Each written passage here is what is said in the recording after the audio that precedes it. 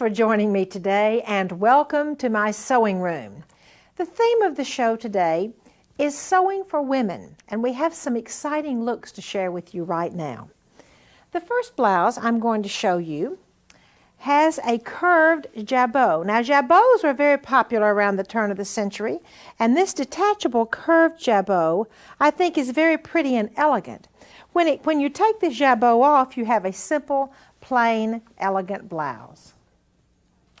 The next blouse is heirloom sewn also, and it is very tailored. It has laces down the front. It has some shadow work embroidery right here in the center of the bow of the front. And let me show you this little bow on the back.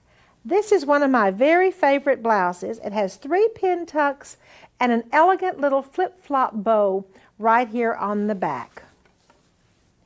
Heirloom sewing can be perfectly elegant when combined with a sophisticated sweater with duplicate stitch. Here is some Christmas tree Swiss embroidery with ribbon run through it and a lovely Christmas tree duplicate stitch stitched on the sweater. Another elegant lady's blouse made out of a peach handkerchief linen has a lovely collar, what I call almost a spoke collar, that you simply take a round collar pattern and stitch down all of the goodies on the top and then use entredot and lace edging. I have another good looking duplicate stitch sweater that's a golf sweater with a very simple linen blouse and mitered lace around the collar, and I'm going to show you how to do the mitered lace around the collar in just a few minutes. Another cute puppet duplicate stitch sweater has a wonderful collar with Swiss trim gathered around the collar and released tucks on the collar. And finally, another elegant peach handkerchief linen blouse with a square collar with just simply lots of pretty things, beading and Swiss embroidery and gathered lace edging. And you see, this is a removable collar, which means you have a lovely, very tailored blouse you can wear either with or without the collar. Now, if you will come up with me over to the technique boards, I'm going to share with you how to do a collar edge or a handkerchief with that lovely mitering.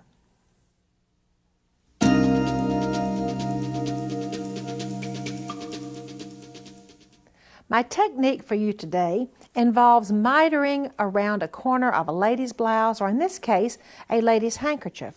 I've used netting and 3 different laces, 2 insertions, and 1 beautiful wide edging for this technique. Now, it's very simple to know how to make those beautiful corners that you miter around a lady's blouse collar, or actually this could even be done for household linen such as placemats, napkins, or even a tablecloth. Okay, once again, when I'm going to miter, I use the same principles I did on making lace diamonds. I trace the lines off at the bisecting points right over here, and now let's miter this thing together. Okay, a pin on the outside and a pin up here where the mitering point, you see where the mitering point, where the lace touches the mitering point, then I fold it back on itself, remove the pin that goes through 2 layers, and bring it on around, and I have a perfect miter folded in. Do you remember how we did the bottom of the lace diamond on an earlier show?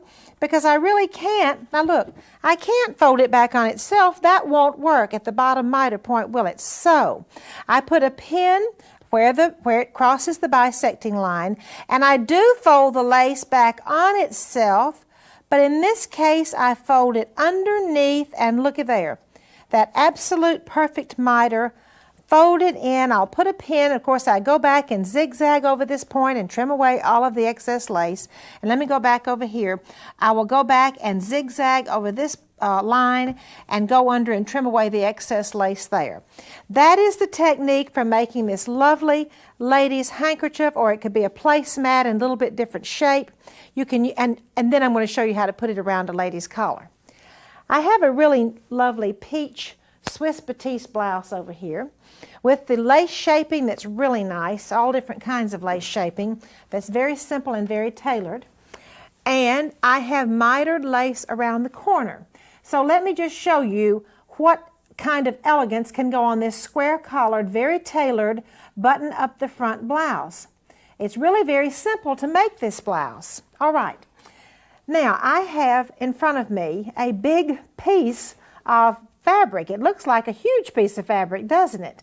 Well, it is, because this blouse collar is a huge blouse collar. Now, not for a huge person necessarily. A blouse collar, a square collar, is just huge. Look at what I have down here in front of me on the sewing machine. I work on this whole big piece of fabric. I have traced off the whole collar. It goes all the way around here. Here's the neckline, and I'm going to do all of my sewing, my lace shaping. I'm going to miter the lace around the edge, and I'm going to finish off the whole blouse collar before I ever cut away this big square. Now, some people have asked me, Martha, when you're working with a big blouse collar like that, the stabilizer is not that wide. What do I do if I need a piece of stabilizer to go under the whole thing? All you do is you put your one piece under there, and if it isn't wide enough, you simply cut another piece, take a piece of Scotch tape or pins, or well, not pins because you might sew over them since it's on the underside. Take a piece of Scotch tape and put the other piece of stabilizer over here, and then you do have a piece of stabilizer big enough. Okay, now let's sew a little bit. I'm going to do the wing needle entredot stitch. I've got the, I would normally not start in this location, but it's easier for me to show you by starting right here. So let me start right here. Now then, I am going to, look here what I'm going to do. I have a piece of lace insertion and a piece of lace edging. Now look, I'm still working with a whole big piece of fabric. I have not cut this collar away. I'm going to do my entredot stitch, catching the lace insertion and the lace edging on this mitered corner. And I would not start sewing here if I were making the blouse. As I said, this is just the easy way to do it. I am doing the wing needle entredot stitch. Now, I'm going to use my wooden shish kebab stick again to hold this exactly precisely. When I'm doing entredot stitch and catching insertion and edging, or perhaps two pieces of insertion or whatever, I have to have stabilizer. Nearly all lace shaping, as a matter of fact, I would almost say all lace shaping stitched down with entredot stitch has to have stabilizer. Now there's another tiny little trick here. If you will keep the laces about 1/16 of an inch apart, and you say, well, how in the world can I do all that fast sewing and keep those laces 1/16 of an inch apart? Well, it isn't too hard to do once you get the swing of it. Then you will find that that entredot stitch will be much prettier. However, if they butt together, the entredot stitch is still going to be beautiful. Now this blouse will look as if I have put the $2.50 a yard entredot in between every layer. And guess what I did? All I really did, now let me get my pins out. I don't want to sew over pins. There's no sewing machine in the world. No manufacturer recommends that you sew over pins. All right, back we go with entredot.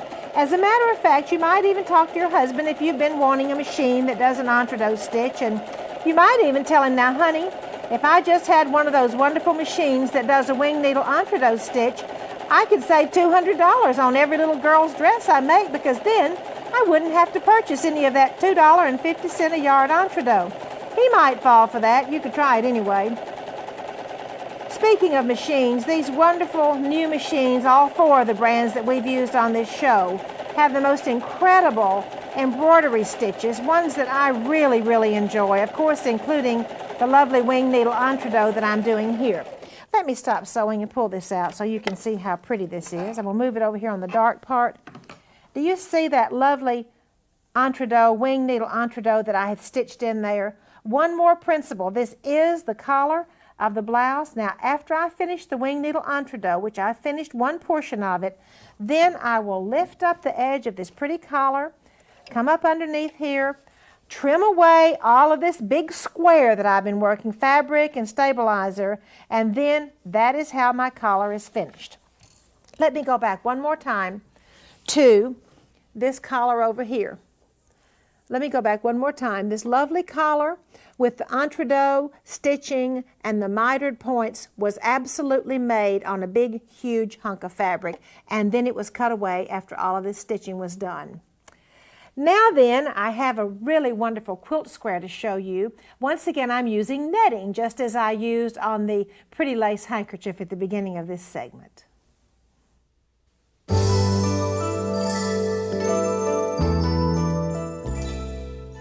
The quilt square today has netting, a netting layer, well I can't really pick it up, yeah there it is, a netting layer and a circle of lace with a Chinese tea towel that has been cut out in the middle. Let me show you how I made this.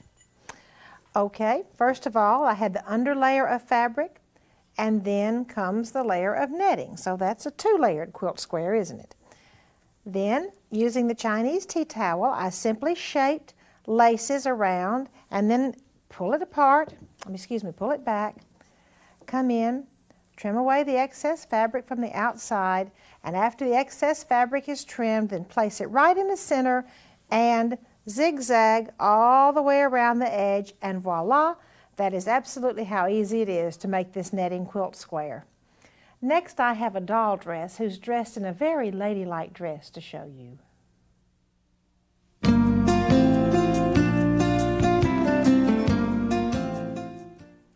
This doll dress is lovely on the doll. However, one of the prettiest wedding attendance dresses that I ever saw in my life was made very similar to this.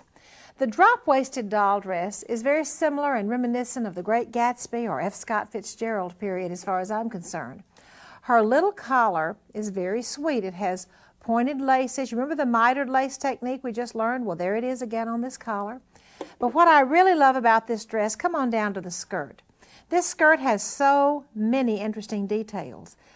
What I'm going to share with you today is how to use two colors of batiste in one dress. It's very easy to do, but it takes just a little bit of planning. Do you see the squared pintucks that move up and down and follow the lace on the sections? Here's something really sweet too. The way that this two-colored lace is worked out, there is a baby blue diamond in between the laces, and then the zigged zaggeds go up and down with all those wonderful pintucks. Okay, here we go. Let's see how to make it. Making the collar, I trace the collar off on a big square of fabric, shape the laces, the top lace, shape it down. Then you see I've got another color that I bring underneath here. I'm going to zigzag down. This is the principle of mush it under or clip it. Do you see how I've mitered this lace? And there is a little dart on the miter. There's a little bit of that mitered in point that still sticks out. You can do one of two things. You can clip it off, or you can simply mush it under. It will not matter. You know why? After you do, well, the mush just jumped out. I mush it under like that. It will not matter because after I do the sewing, all of that is going to be clipped away anyway. And now you've learned the principle of mush miter. That's the principle of mush miter. Okay, next I'm going to draw off my skirt pieces on the two different colors of fabric. I draw off the lace shaping on the white that's going to be on the white, and then I draw off the lace shaping on the blue, what is going to be on the blue. Then I shape my laces on the blue after I do the zigzagging, and then after I get part of this lace down, I will take my scissors, and I like to use a blunt-toed scissor, kind of a kindergarten scissor for this like I'm using right now, because it tends not to cut the lace so badly. I trim away that excess blue after I trim the bottom part. Now, how do those two pieces fit together? Well, you're going to see. After trimming away the excess on that blue, I bring it up here and match it, the different strips to the white. There we go. See, that's matched to the white. Then I will zigzag along the top of this ecru lace, and then after that go in here and cut away the white underneath. In other words, it's kind of like putting a puzzle together. Let me show you what it looks like after it is put together. Here's my final skirt piece with the white section and then the blue section all put together, kind of like a jigsaw puzzle. I next have a beautiful wool embroidery stitch to share with you.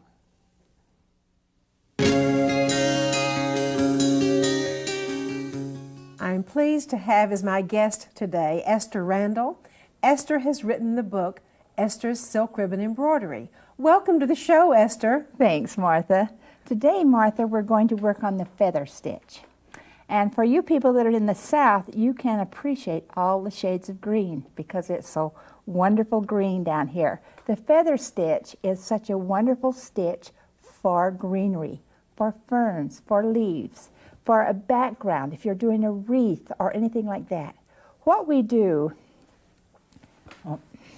is always let the thread loop down. Go to your right.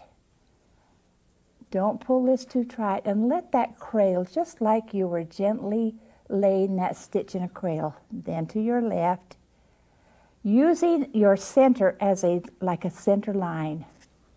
Gently pull it down. But don't pull it too tight, because if you pull it too tight, it will look like a turkey scratch. No, this doesn't work. Turkey scratch, I love it. Okay, now, but very gently, just like you're laying a baby in a cradle. You want that to softly flow instead of pulling it so tight. This is just another stitch that you could put 2 or 3 colors in your needle. Esther, that has been a very popular stitch in heirloom embroidery also. Very popular. And I love it on Crazy Patch too. It's such a wonderful base for your embroidery work. This can be a fern with your French knots to cover that, to add your flowers, your embellishment. This is a very versatile stitch. Everyone should learn the feather stitch. And the important thing, it's a hard stitch for many people to learn. The important thing is always keep the thread down and then gently pull it from one side to the other. And that's the feather stitch. Esther, do you ever use wool embroidery on Crazy Patch? Oh, many times. Oh, yes. All of these stitches that we have worked with, you can use on Crazy Patch. But you know, that's a wonderful thing about embroidery. You can change your medium of thread, you can change the angle of your stitch, and all of it just adds to, where basically most embroidery work is just 5 or 6 stitches, but with you changing the angle, the thread, the size, it all adds. You can mix and match it. Right. Thank you so much, Esther. Next, we have prepared an elegant pillow to decorate your home.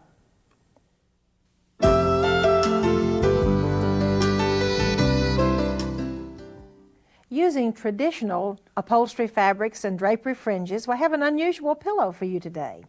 This elegant pillow has a lace shaped, except we didn't use any lace at all. I used a braid shaped diamond in the center, one fabric in the center, one in the middle, all different types of fabrics along this pillow, and then a wonderful drapery fringe, a traditional upholstery fringe around the edge. How was this pillow made? Very easy, of course.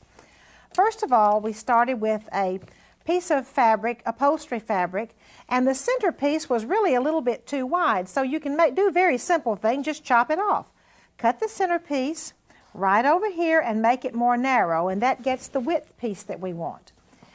The shaping, and then you of course have to sew it back together. Right over here is the seam line.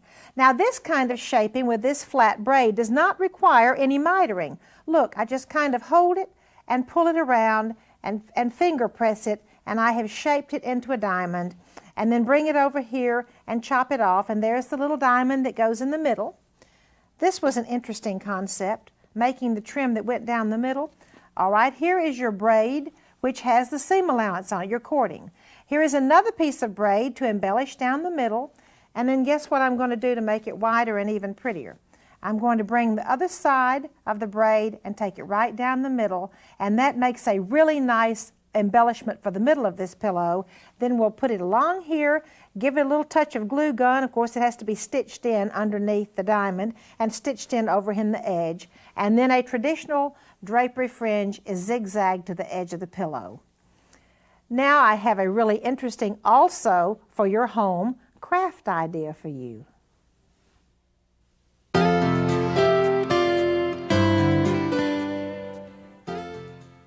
Making this lovely home decorative tassel is very, very, very easy to do. This little tassel can be used anywhere in your living room or your dining room or bedroom, hung on a dresser or put on a door pull. Isn't that pretty? You'd think that would be hard to make, wouldn't you? Well, not so. Start out with some fringe from the drapery department.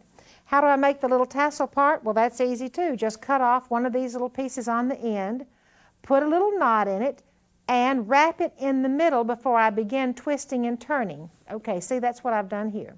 Okay, after I put the little pull part in, I'm going to twist all the way around, making my little tassel part. Then I have another piece of fringe over here. I'm going to wrap that piece of fringe around the whole thing. Come in here and either stitch it or hot glue gun it. Either way will be just great. And if you want a little bit more embellishment, like I have here on this tassel, there is a little cabbage rose, which I purchased also. Of course, you could make one in a little ribbon. All you do is put your little cabbage rose on there, hot glue gun or stitch it on there, and then tie a little bow with your ribbon. See how easy it is to make this really pretty decorative tassel for your home. I love to collect antique clothes. Come take a trip with me to my attic, and I'll show you some really beautiful women's clothes.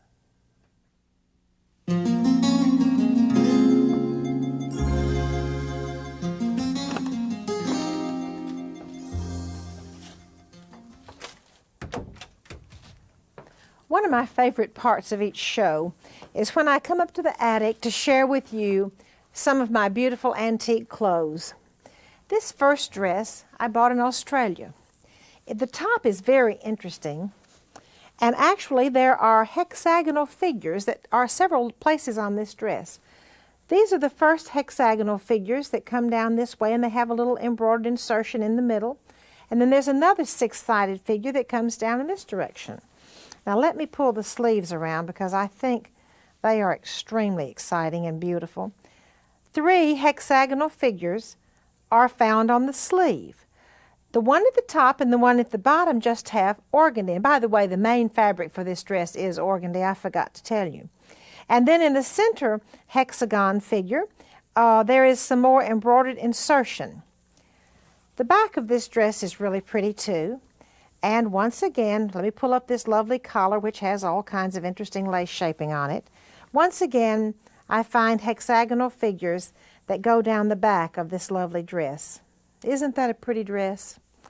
Now let me go down and show you the skirt too, so you can catch the details on the skirt. The skirt has 3 tiers with the ruffle and lots of beautiful wide laces. Going on down, another ruffle and lots of beautiful wide laces, and then just a hem at the bottom. Again, this is what I really call my organdy Australian masterpiece. The other dress was purchased in Massachusetts. Very interesting is this dress because, let me show you something. It has a raglan sleeve, and I really don't know that I have another turn-of-the-century piece that has the raglan sleeves. On the raglan sleeves, you can see there are tucks. I think that looks like about a 1/4 inch tuck, and then the straight piece of lace that comes out the side. This dress is unusual in another way. If you can look here with me, this is Battenberg lace tape shaping in the middle, which is kind of unusual too. Let me turn it around and show you the back of this lovely raglan sleeve dress. More Battenberg lace taping along the bodice, and then just wonderful tucks and laces and all kinds of pretty things down the back. Let me show you the skirt on this dress. Another pretty skirt, of course. They made everything so beautiful. This has the V's in the front, and then as I travel down the skirt, a really pretty, let me just go on and pick this up a little higher so you can really see it. I have insertion, Swiss insertion, insertion, and look here, there's a little column of lace that comes down and makes a little curve, and then more 1/4 inch tucks. As a matter of fact, there are 3 tucks in between each piece of this little lace that comes down and make a curve. And then Swiss eyelet is on the bottom of this skirt. I'll tell you what, these dresses just had so much work, and they were so beautiful, and I really do enjoy sharing them with you. Thank you for joining me today, and I certainly hope that you will be able to join us again next time.